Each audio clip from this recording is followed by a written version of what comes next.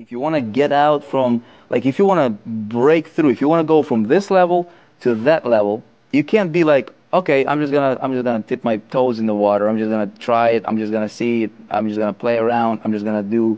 That's typical. That's average, man. What's the journey, man? What's the journey? How can you replicate it? How can you apply some of those principles and ideas? The number one thing that I can sincerely say that absolutely changed everything, I work on myself first. Period. So here's the formula. Learn something new, and then do it and implement it. Against all odds, right? Against, everything, they persevered. I didn't have to be that smart guy that's gonna go out and create all this tech stuff. I had found all of these other hidden loopholes within the eBay system, like alternative ways to make money on eBay. And they did it in this industry. They did it in online marketing. Hey everybody, Vic Strisius here, and welcome to The Journey. I'm with the one and only Forbes Riley on this one. All right. I want to wait. Welcome. And this is a special episode, you guys, because I am here in St. Pete, Florida, here at the Forbes Riley Studios. Beautiful place you got here, Thank Forbes. you. Amazing. Just decorations, everything. I'm very impressed. And I would imagine that you're hard to impress. But you know what? I wouldn't expect anything different. Thank you. Because we'll get to your story here in just a minute. So what I wanted to do is I wanted to shoot a video, right, an episode here while with Forbes, and capture this on camera because, well, A, you're super busy. B, we don't have many opportunities like this to get together, and C, you have a wealth of knowledge that you can share with fellow entrepreneurs, fellow people, business owners, and people who are trying to build something on the internet. So I wanted to capture and hopefully get as many of the nuggets from you as possible. I know we can be here probably talking all day.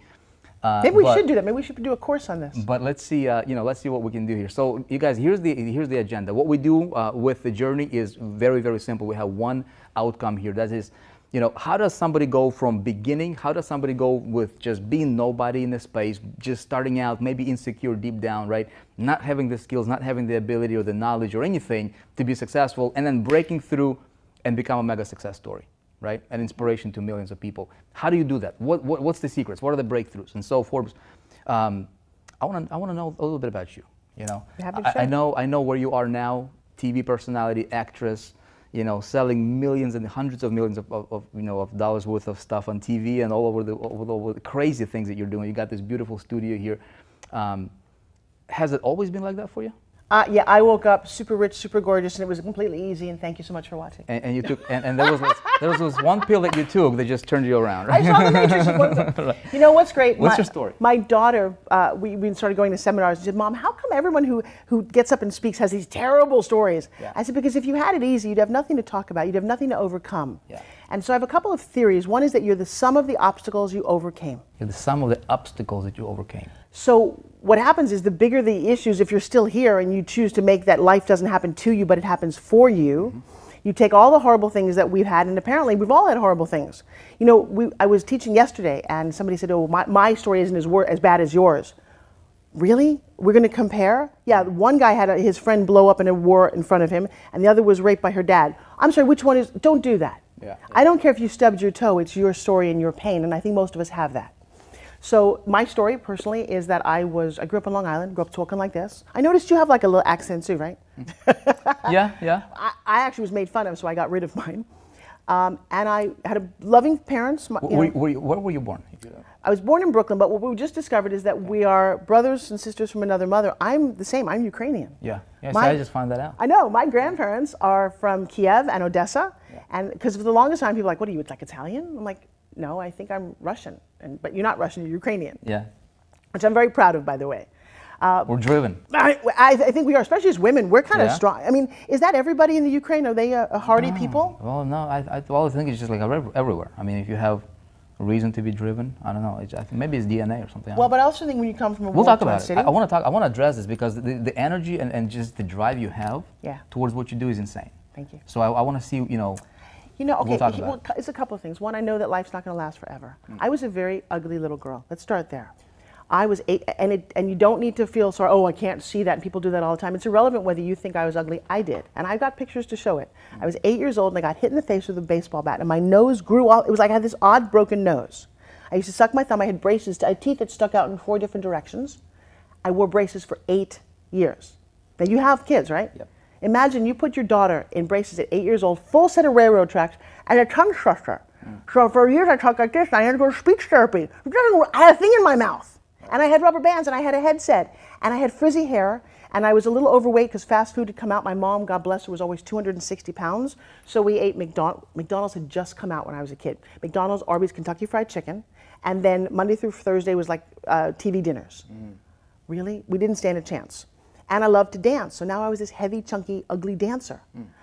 Okay, then to make it more interesting, my dad is an inventor. He makes a living as a printer, but he invented these weird things, and we should actually stick in some pictures. One of the things that he created with a half a garbage can, a lawnmower engine, and paper mache was my very own little go-kart, like a Batmobile. Really? He also had this thing that he put over our sink in the bathroom where you could crawl up into this 4-foot deep lazy Susan. Yeah. And as a kid, like Harry Potter, I could physically crawl over the sink in my bathroom and disappear into my medicine cabinet. Try explaining that to the kids in first grade. They're like, "You're a dork." And I'm like, okay. And then I was ugly, and I was really smart. And even if I wasn't smart, and this is what I've come to understand, my dad, God love him, he didn't graduate college, but he was this engineer, okay? So he used to teach us, by the time I got to first grade, I could do long division. Your kids probably in 5th grade don't know how to do long division, okay? So I showed up at school, and all of a sudden, I was labeled a genius. But I knew that I wasn't.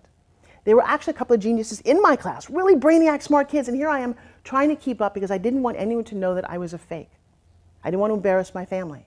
And so I outworked everybody. And I didn't come to this, by the way. I'm in my 50s now. I didn't know all this until recently. I worked so hard. I graduated high school a year early. I graduated college with not 1, but 2 degrees in almost half the time, in 3 years with 2 degrees. I was so dedicated to working. Now, when you do that, you don't have a whole lot of fun. But let's backtrack. So now I'm 14. And my dad, one day, it's in June, we're sitting at the table, my mom and my sister would get a phone call, "Your dad's in a horrible accident. He has slipped and he's cut off the whole front of his hand in a printing press." And for the next 3 years, he would spend in the hospital 15 different operations. They would graft all parts of his body to rebuild his fingers, and it destroyed my entire family. We had no money, none.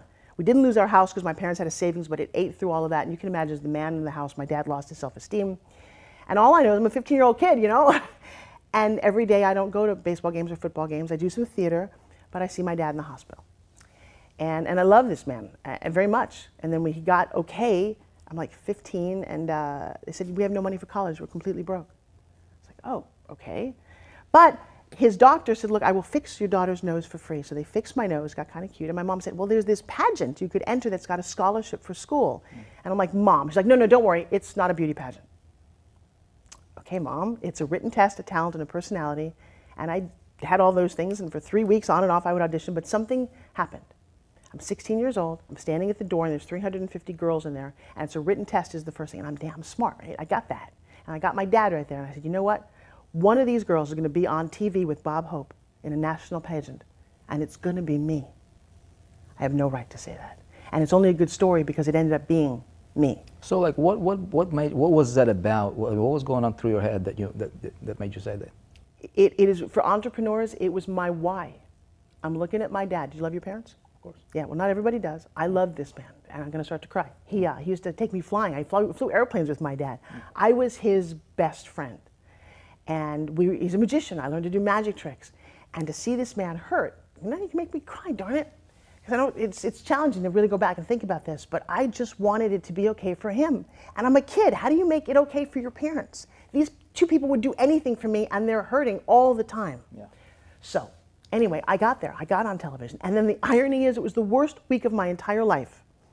I am Jewish, and I'm in the middle of America in Tulsa, Oklahoma, where there's no Jews. In 1976, they thought Jews were people who had really big noses and were bankers. And y'all had the funniest accent I ever heard. I'm like, "What you talking about? I have an accent." And it was a horrible, confusing week for me. I left there, I changed my voice. I literally used to watch television and said, how do normal people talk? Went off to college, and then something happened. I was gonna be a lawyer. That's what my parents paid money to go to college.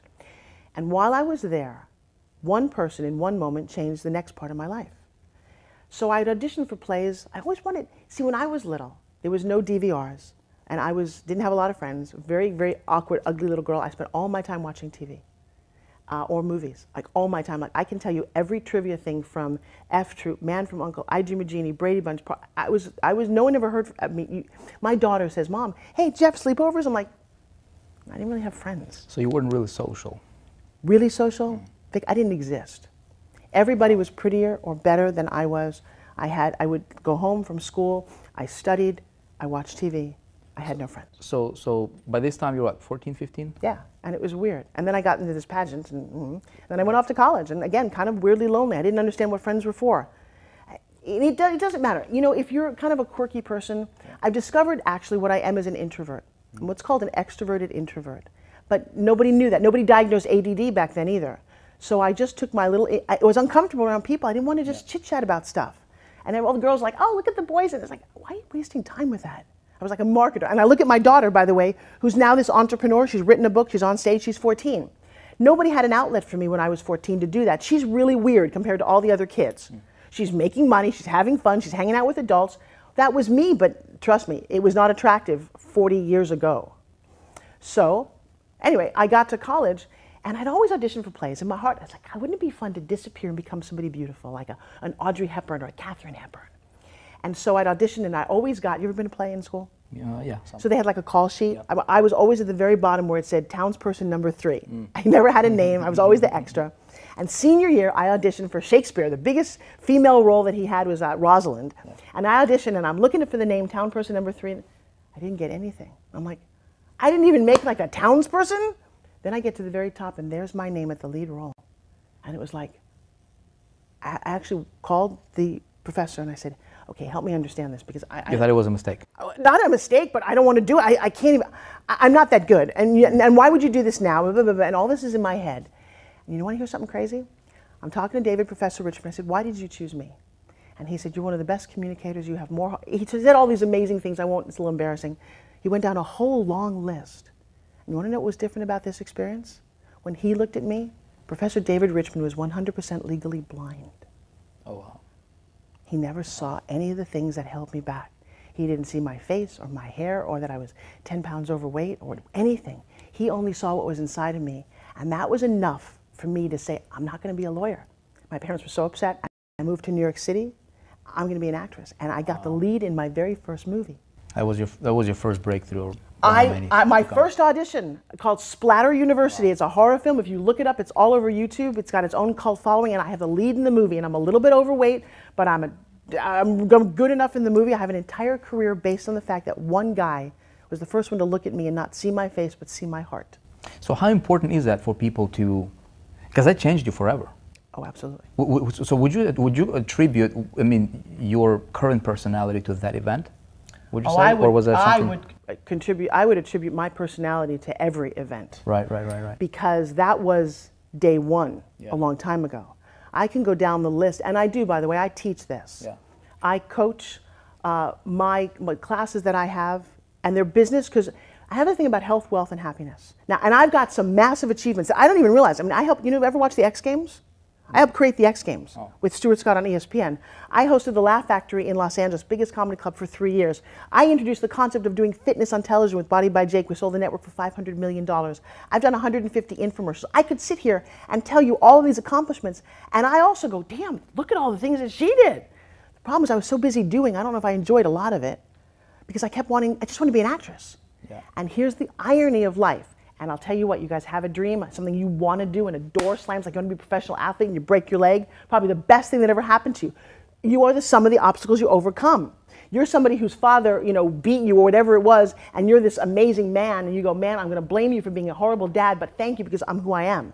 So every little thing that is because I struggled with my weight, I'm in the National Fitness Hall of Fame. I redefine the word diet. Ask me what diet means. What does it mean? Well, what do you think it means? Dad, what do you think it means? Come on.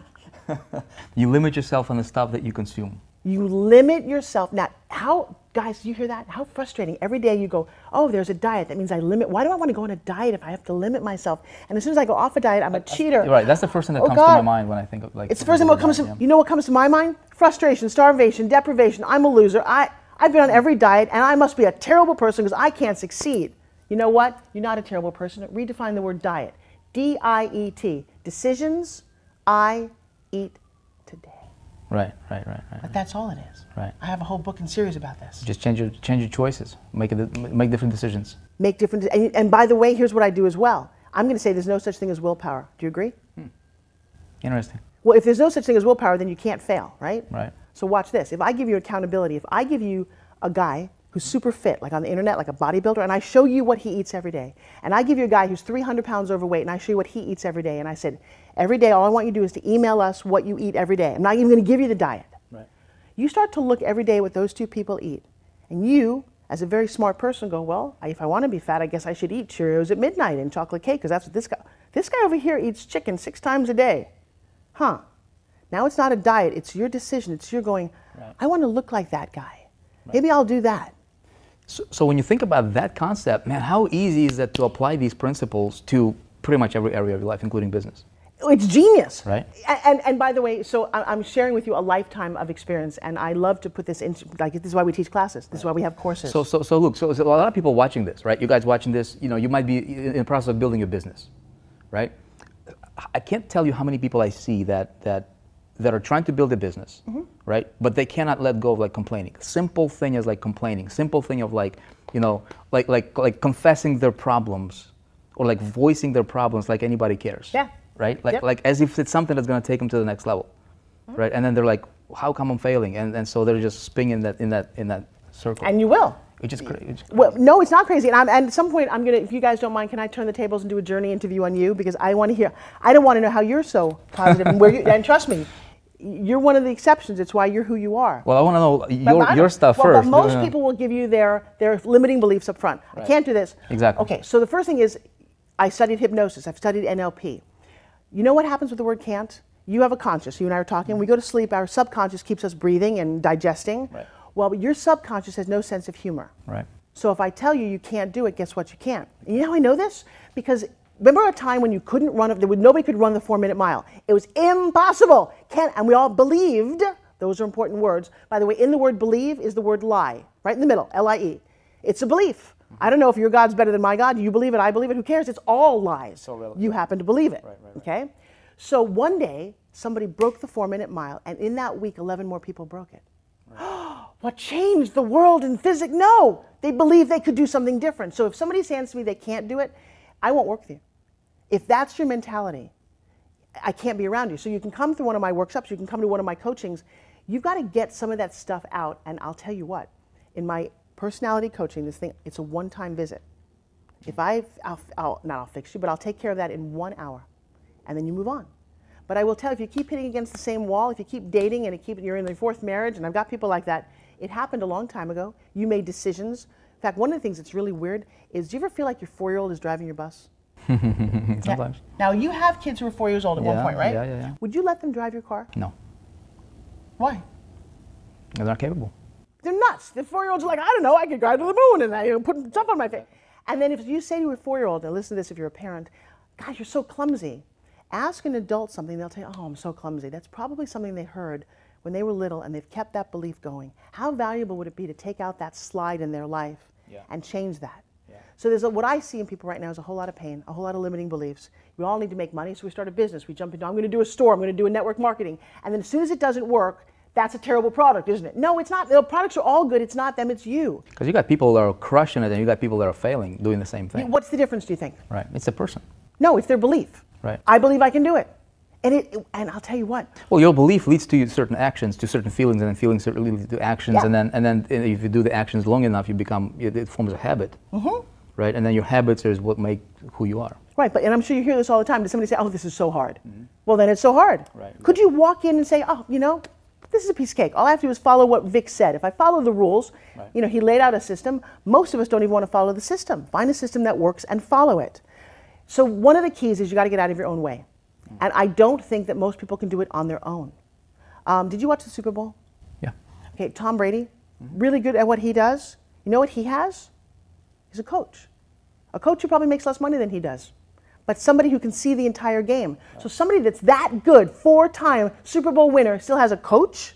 You can't see your own game. And this is also, and I think I'm so excited because I now understand what's kept me from mega stardom. Because I'm not Oprah yet. But I do have a philosophy. If Trump is president, Forbes can be Oprah. It's my new philosophy. Thank you, Donald. But this is why you want to coach. And I didn't know this until recently. I didn't ask for help. I have some serious pitfalls. I didn't ask for help because I was afraid if I came to you that you would find out that I really was a fake. I have all these successes, but I was still afraid that that little girl who was trying so hard and knew she wasn't a genius, Didn't want to get embarrassed. That kept me from asking, would you help me? You know what changed is that you're in my studio.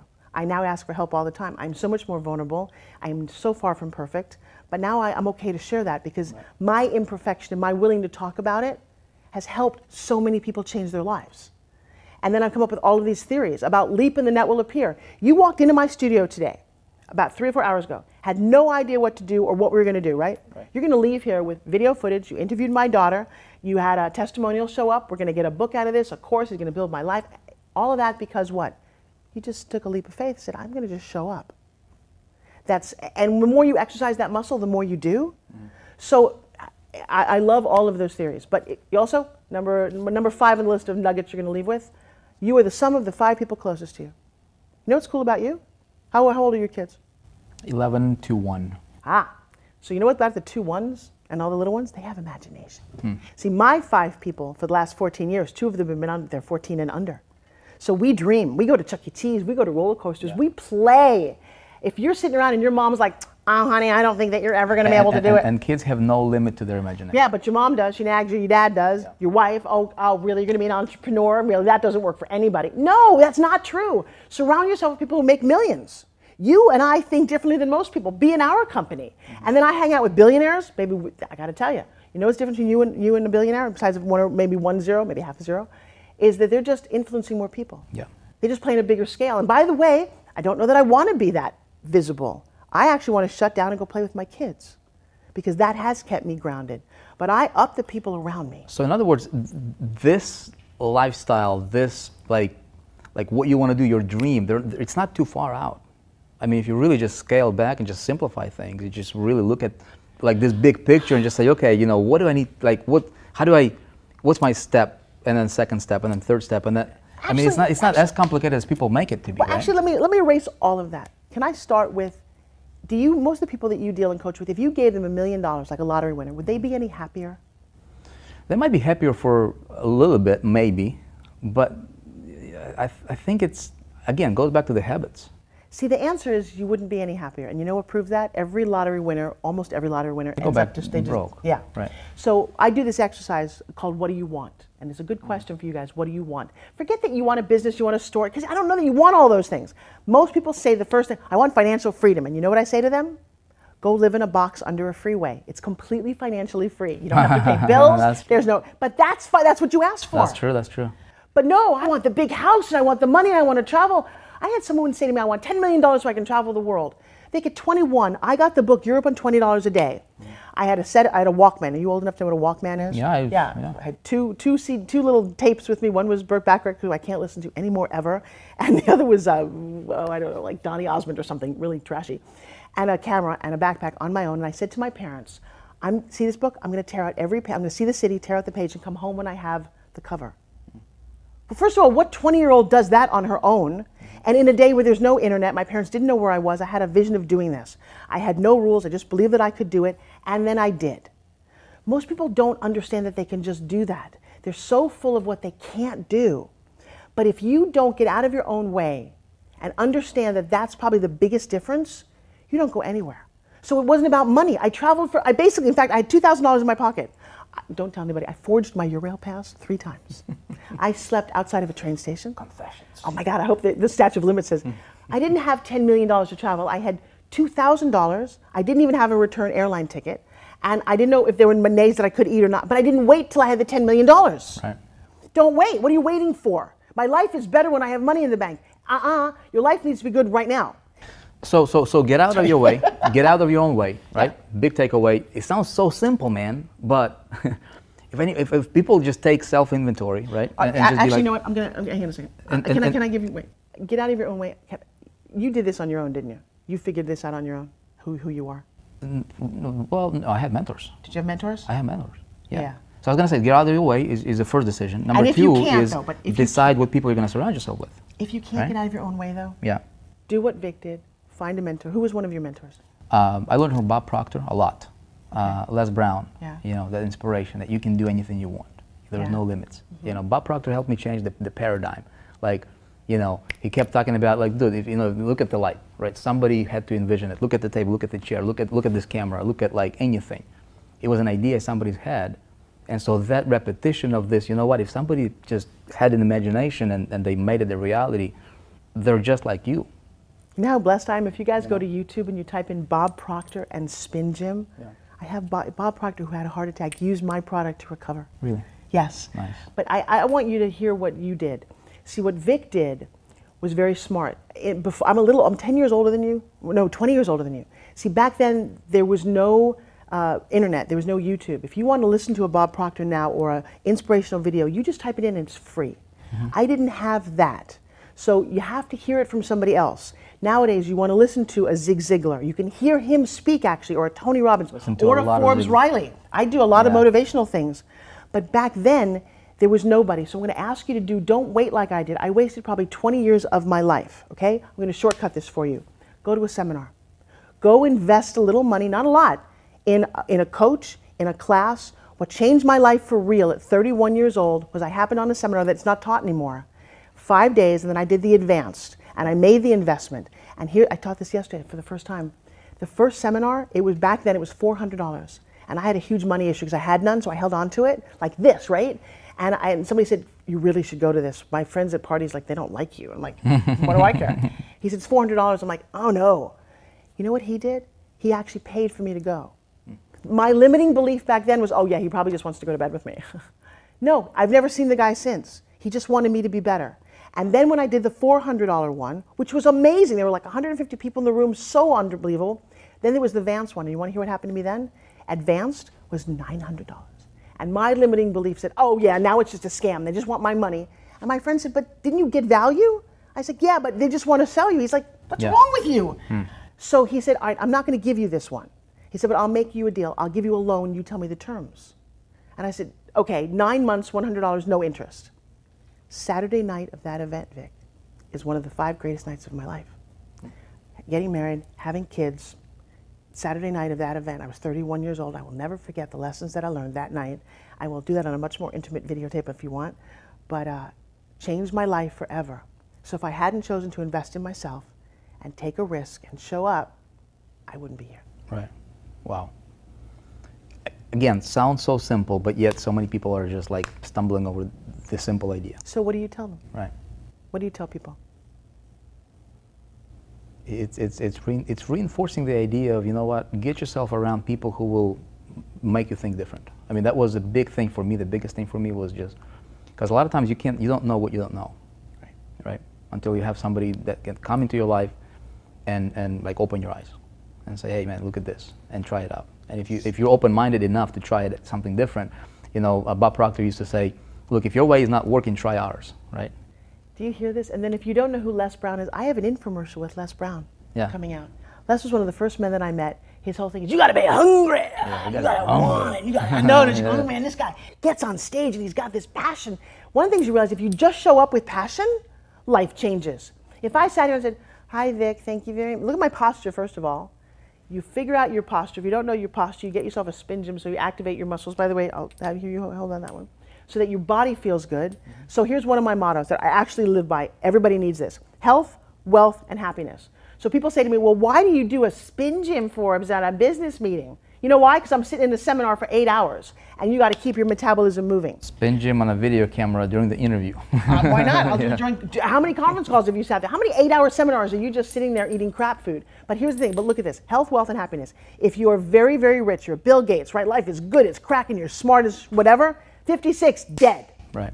That sucks. What's the point, right? Now, the next thing is, if you are very, very fit and you're a bodybuilder and you have no money because you haven't figured it out, you're broke, you're unhappy. Yeah. Hey, your health, your wealth, your happiness. That's exactly what we wanted to do in 4%. Yes. 8 key areas of life. You got your business, you got your health, you got your finances, you got, everything is important. By the way, 4% is so darn cool. Yeah? Yes, that's why we met. I'm watching this man on a video screen just have all this energy and all this passion. Here's what you do that dragged me to you, is you showed up with a sense of authenticity. A lot of people out there do all kind of things, sell all kind of things, promote all kind of things. But when you hear a Bob Proctor, who I know him, this is his life. Yeah. When you hear a Les Brown, when I heard you, I heard that same honesty, that you found a way to help other people make money with this crazy thing called the internet, which is mildly confusing, but once you figure some of it out, you can make money online. So kudos to you. My daughter is in this world. She actually helped me sign up because she's younger, and sometimes younger people could do that internet thing good. And we promoted a person's product on ClickBank. The other night, she made $398 in her sleep at midnight. Her teacher's like, I have no idea how she did it. I said, 4% club. Nice. Yeah. So what you're doing is you're helping people who, because normally you'd have to go get a job or you have to have a degree. Now you just have to have a drive. Right. And the other thing I love that you do is putting the camera over your shoulder. I am so tired of people going, oh, it's easy. Nothing's easy. It's just not easy. And by the way, Tim Ferriss, love you. No such thing as a 4-hour work week. No, there's no 4-hour body. There's no 4-hour. Well, I said, look at any like huge look at any company that is here today. The Apples, the Googles, the Forbes Riley. You know, I mean anything. I mean, 4%. I mean, and if you try to launch a product and work 4 hours a week, I mean, it's not possible. Are you up in the middle?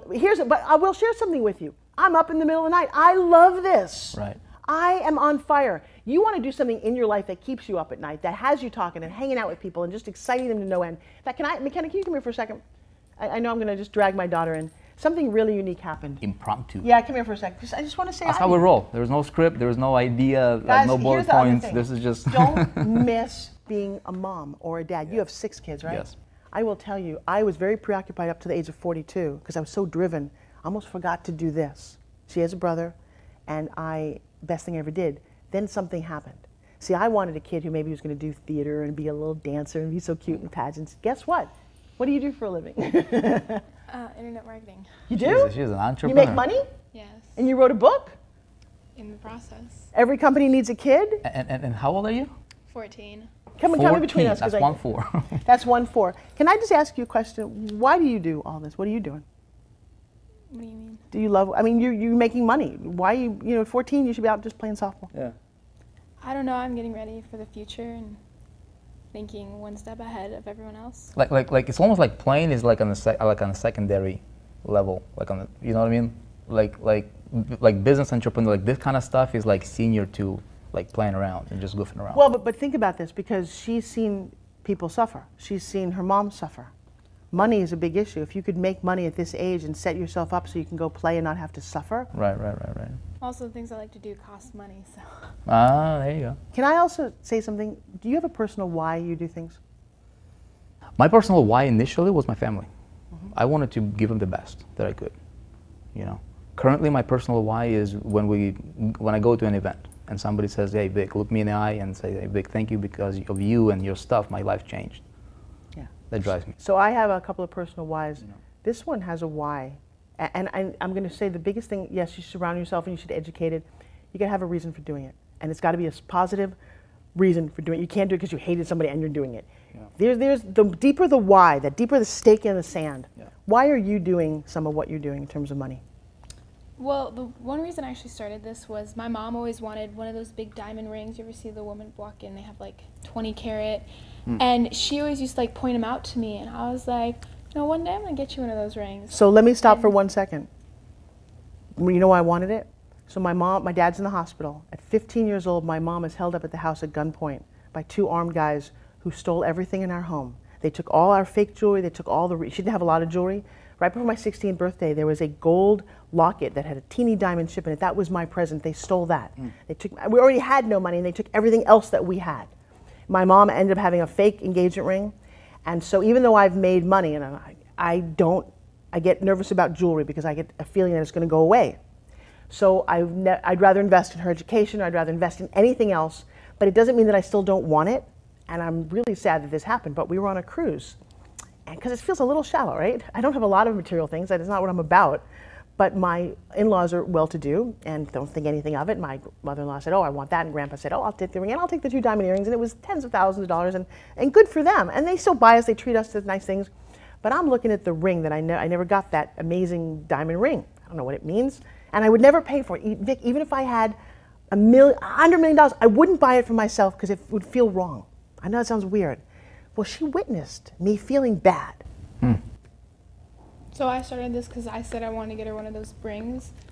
It's not really about the thing. It's about the thing behind the thing. So she can't get herself to do that. And when she was little, she told me that story, and that like broke my heart. And I was like, you know what? I'm gonna do this for you.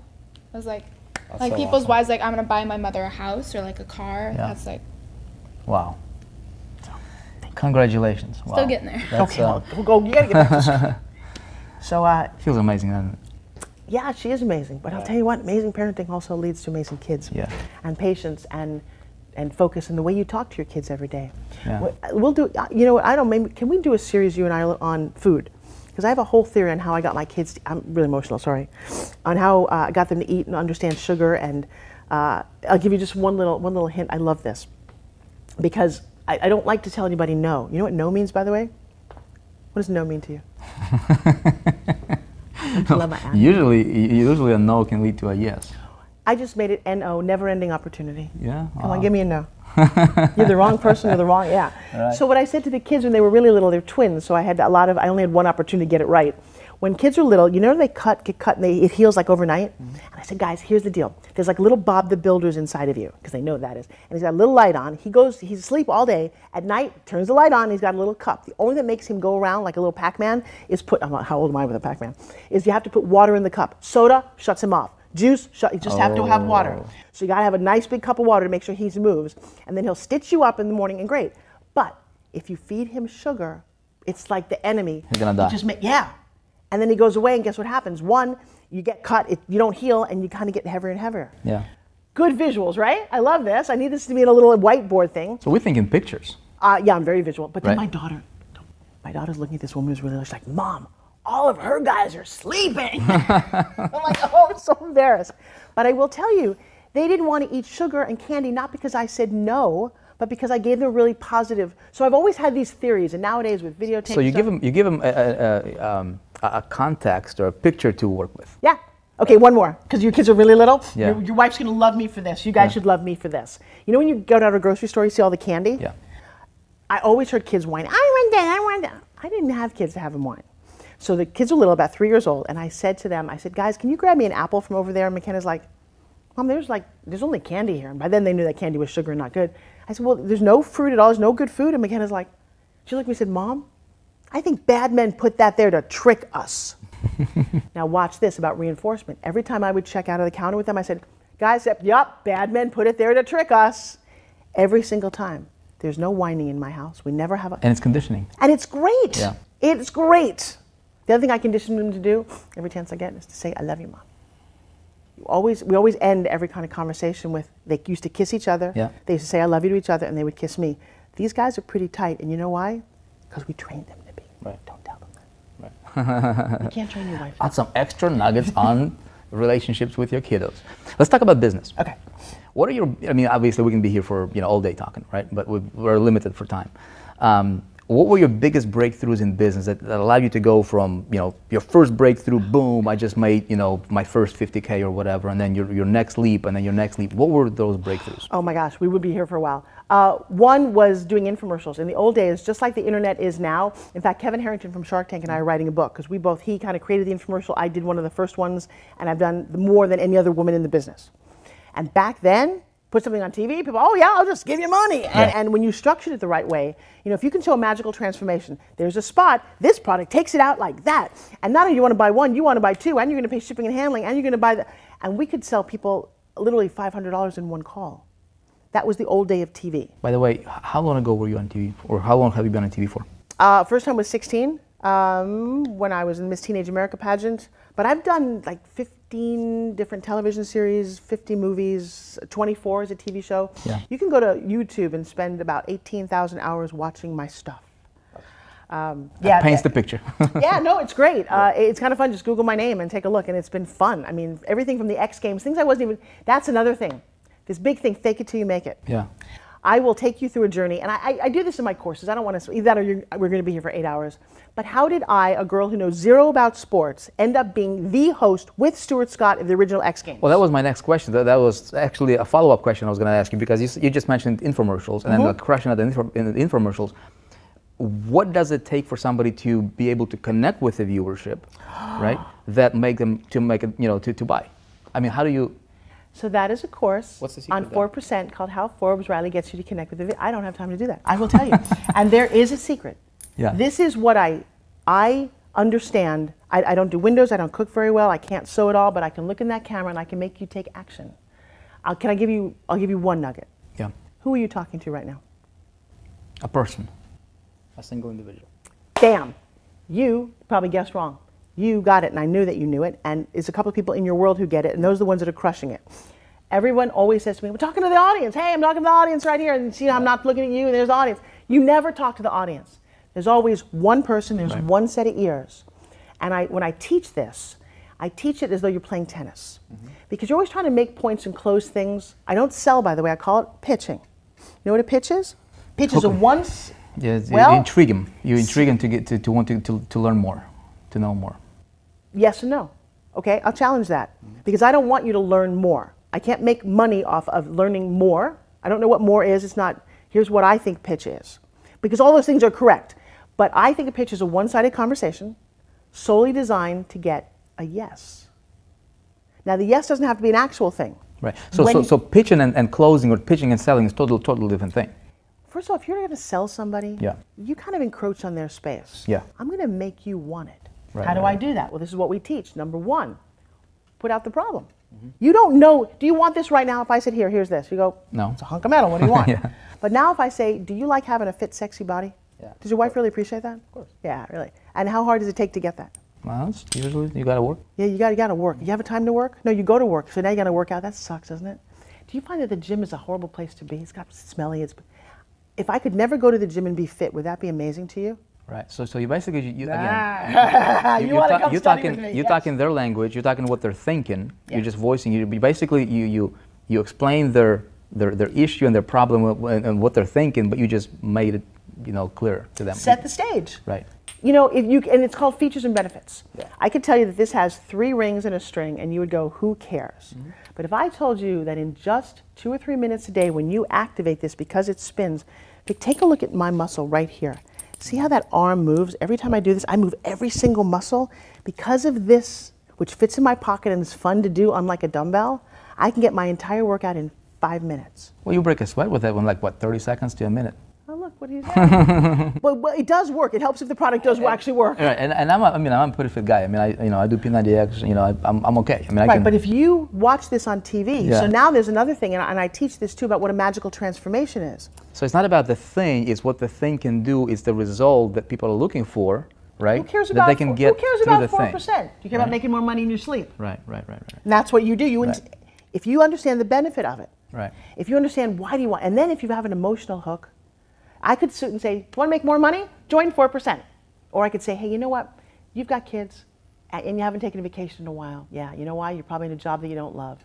Your wife's a little disappointed, and your kids are going, wait, Dad, I've only got 18 years with you, and then I'm gone. We're never going to get that vacation because you don't have an extra $10,000 in the bank. Guys, if somebody could come along and, now I'm here. It's totally different. Paint the picture, be emotional, get what they want. People want a lot of things, they don't necessarily know that. So it's your job to intrigue them and excite them, enroll them. And then, by the way, and this is why I'm still here after all of these years, deliver more than they expect. Over-deliver, under-promise, and you have got people for life. That's why the FCC and all these companies come down going, you can be $10,000 a month and it doesn't have to, you don't have to get out of bed for it. Well, baloney. Shallow. You can't don't do that. Don't do that to people. I personally am taking a stand right now. I love what you do. Is it totally easy? No. You have to invest some time? Yes, of course you do. But there's such a payout at the end. Yeah. And you're still here. You're not a guy, I think you're going to be here for the rest of your life, right? Yeah. I mean, I told our 4% group members you're watching this, I said this clearly. I said, I don't want to do anything else. This is my last rodeo. I've been doing this for 13 years. Promoted other people's products and companies and things like that. And there was something missing. Which was? Something was missing. I believe that what we're doing now is we're helping an individual break through on. People think they want money, right? Mm-hmm.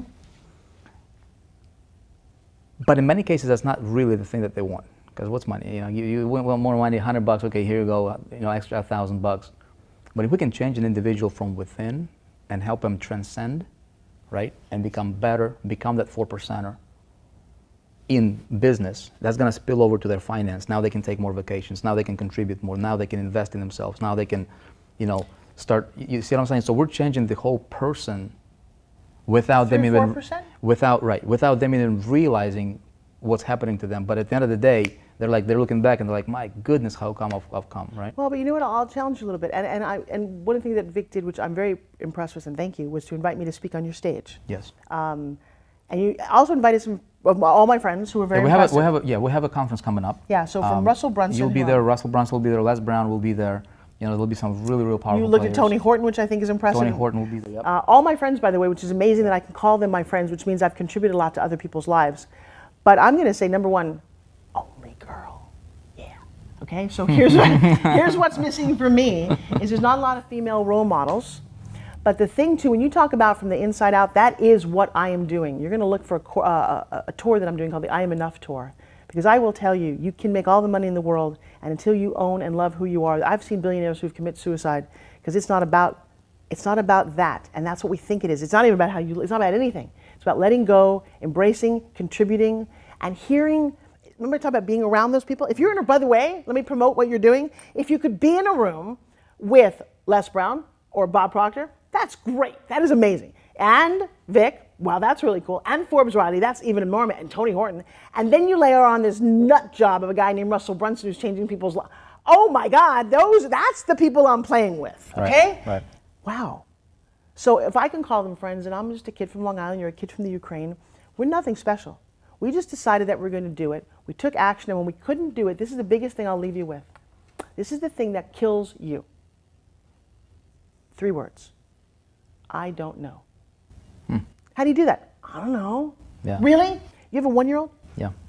Does the 1-year-old come prepackaged to speak a foreign language and walk and play the piano and do the internet? No. But if a little toddler goes, I don't know how to walk, I don't know how to do this, I don't want to, they'd never grow up. They'd never do it. Right. So they don't say I don't know, they just do it. Yeah. If you guys just stop, because what I don't know for me is this hallway and all the doors close. You don't need more resources, you need to be more resourceful. Right. And the other analogy that I love, do you like lobster? Well, I'm not a huge fan of it, but I do eat it. But we know what a lobster is, right? Kind of thing with a hard shell on the outside. So, but now the shell doesn't grow. Do you know that? I didn't know that. The shell doesn't grow.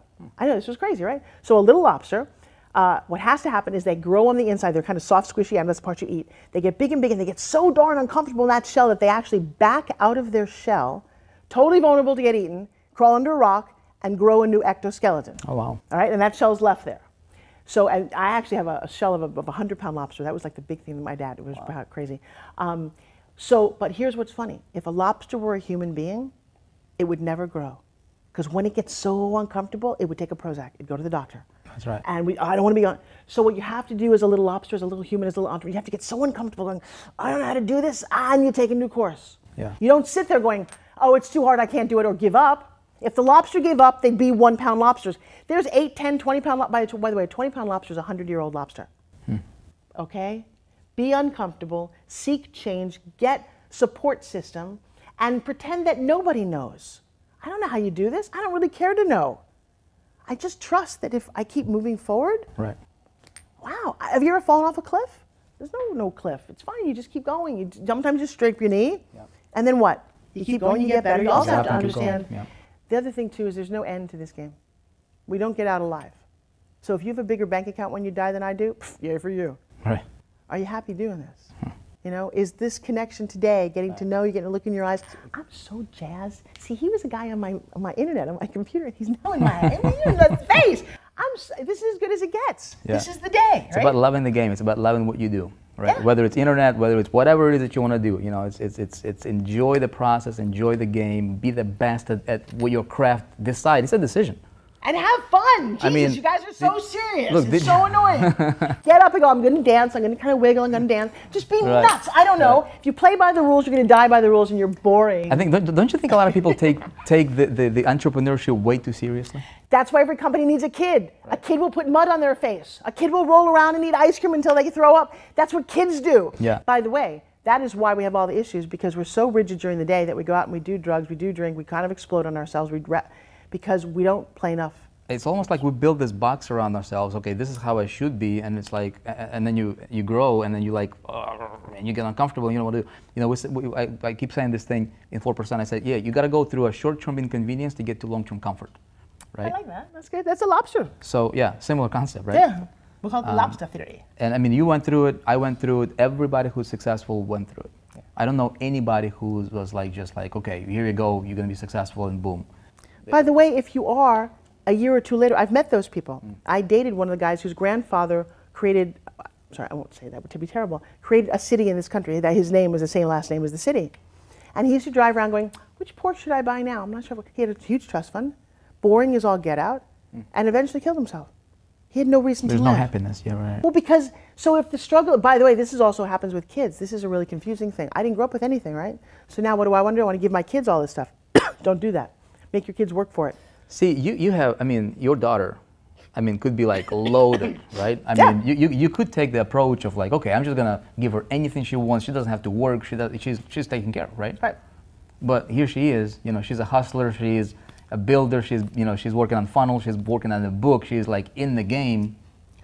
Because otherwise you're bored. We have friends, and she goes to a school that's a very rich school.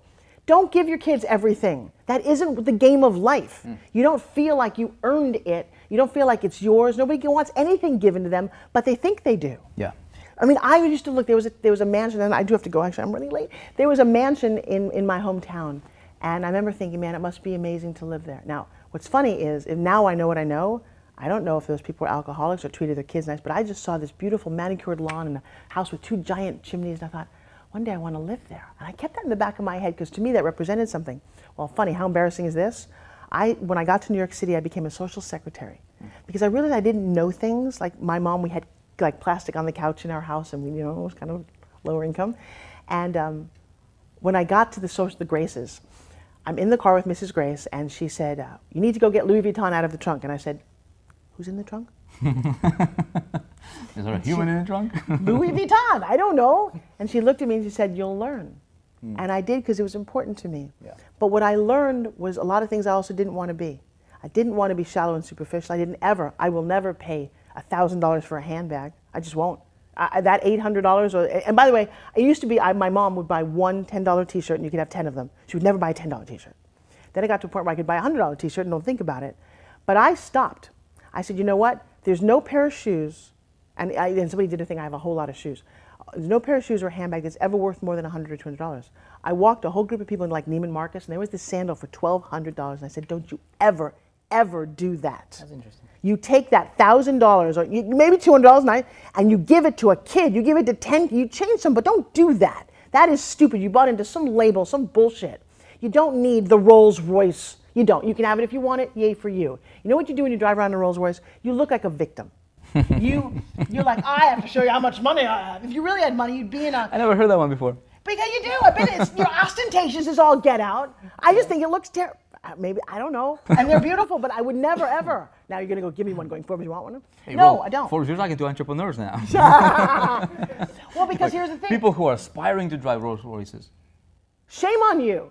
Shame on you. I'll tell you what. Because a Rolls Royce, couple $100,000, could you take that, could you go to Guatemala with me and build a bottle school for a kid and watch 50 lives change? What is your why? If you want to be the biggest, is it a kind of a male thing to show your whatever, or the biggest on the block? That's your Rolls Royce, yay for you.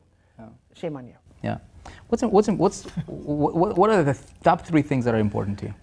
Getting my message out. You know, being healthy. I've lost my health a couple of times this year, last couple of years. I got very stressed over some emotional issues, over digesting problems of other people, and ended up with a kidney stone that went septic and lying on a table with no blood pressure, and a whole bunch of people around me going, she's got no blood pressure, and in the back of my head I'm thinking, oh, I went through pregnancy with twins, I had a low blood pressure. They're like, when I came out of it 10 days later, they're like, you had no blood pressure. There's no guarantee. You get septic, you die. Got it? And it took me a long time to understand that that was possible. And then since then, because of that, then I had a stomach issue because of all the antibiotics I was on. And next year I was in the hospital again, and they diagnosed me with stomach cancer. Wow.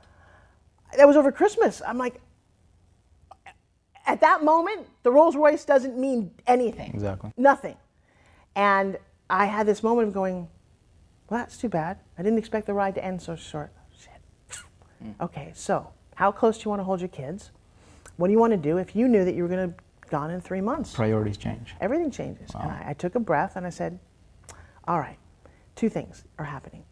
If you don't respect your health, God will take it away from you and you're just not here. So then what are you doing here?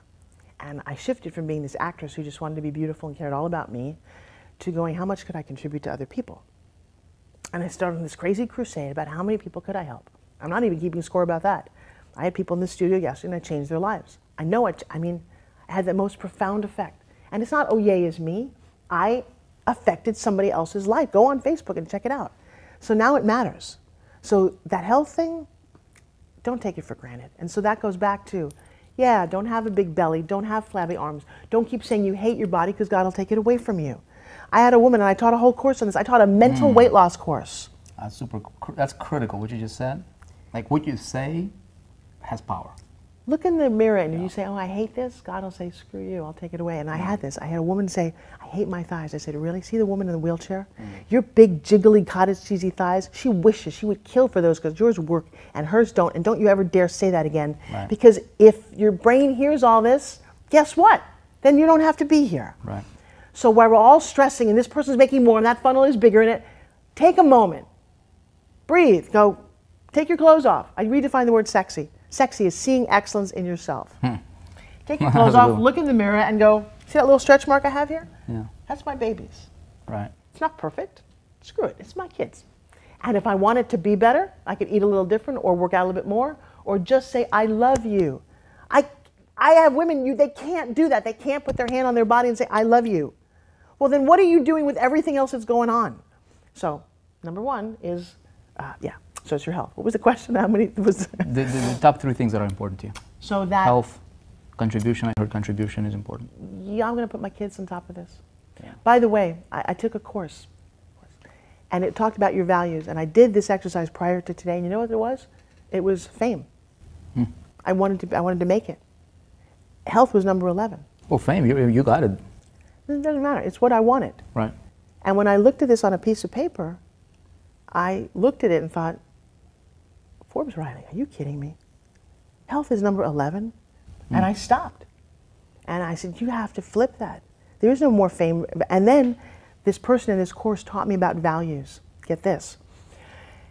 So I put kids. Kids was number 2. But the problem with valuing kids is that parents who work, if you feel guilty, you're not with your kids right now, right? So there's some level of guilt, or maybe not, I don't know. Oh, there is. Well, but that's I terrible. mean, of course you want to be with your kiddos, you know. Well, but do you? Or you'd be there. So at some point you're like, wait a second, how do I define that my kids love me? Check this out. Change the word in your value statement from and to or. Here's how you make yourself nuts as a mom especially. I'm a good mom if I wake up my kids and I make them lunch and I go to every baseball game and I talk to them and I tuck them in and guess what? You suck because you can't do it. Change and then the you beat word, yourself over it. But watch this. Right. Change the word to or. So I'm a good mom if I look at my kid's picture on the cell phone, or I call them, or I make them lunch, or I just think, if you do one, in my psyche, I'm a good mom. Right. And then I take that home and I don't, and I did a thing with McKenna. I know this is a 5-hour interview here, but she had me on the phone once. We got to rub this up. I know, I was in a seminar. I had a lot to say. I need to be on tour. And she said, she's like, Mom, I'm like, oh, I know, baby, I miss you. We did this whole little hour. I can't wait to see you that we were doing. And I stopped and I said, you know, stop it. She said to me, do you still love me? And I said, and I was going to do this whole guilt thing. And I said, McKenna, did the sun come up today? She's like, yeah. I said, good. Every morning that the sun comes up, you know that your mom loves you. Yeah. I'm not guilty anymore. So yeah. Let's just leave it as health, kids, and contribution. And number 4 is hanging out with Vic because he makes me want to talk. You're, we can literally be here for all day, Forbes, but I know we're limited for time. I appreciate your time. You know, you got great things going on over here. And you guys are watching this. There are some cool things coming to the 4% that will include Forbes Riley in it. So stay tuned for that. Aspiring entrepreneur, Forbes, this is the last question, okay? Somebody who is just like, my goodness, I so want to do it, but this is happening right here. I'm running into brick walls. What would you tell to that person who perhaps just got started, made the decision to become an entrepreneur today or yesterday? Come see us. We're going to be live. If you can't figure it out on your own, we're here for you. We're going to do an event, and I will tell you, don't expect that you can do it on your own. Don't beat yourself up. Watch all the videotapes, do all the things. This man is very smart. He keeps telling you to watch the whole tape. Watch the whole tape. And if it's still kind of confusing, come see us. Come surround yourself with a group of people, because I'll tell you who's going to be at this event that we're going to do. whenever this is, because we'll do events for the next 50 years, or I don't know how long you're living. But in that room, there'll be somebody that you'll connect with. There'll be somebody that you can reach out to, that you can partner with, somebody who knows more. And I will tell you what, babies don't ride bicycles. I just made that up. I like that. Babies don't ride bicycles. They crawl. That's a quote to go to your Good? Forbes Yeah. Riley quote book. I love that. They have to crawl. They have to fall down. Yeah. They have to scrape their knee. They have to look really, give us a baby. Then they start to walk. Then they run. Then eventually they ride the bicycle. Don't expect that you can. Enjoy the process, because there is no end to the journey. Love it. Forbes, appreciate you. I love you. Thank you so much. We'll see you guys on the next one. Is it 4%? I am so late. She's going to kill me. I just couldn't leave.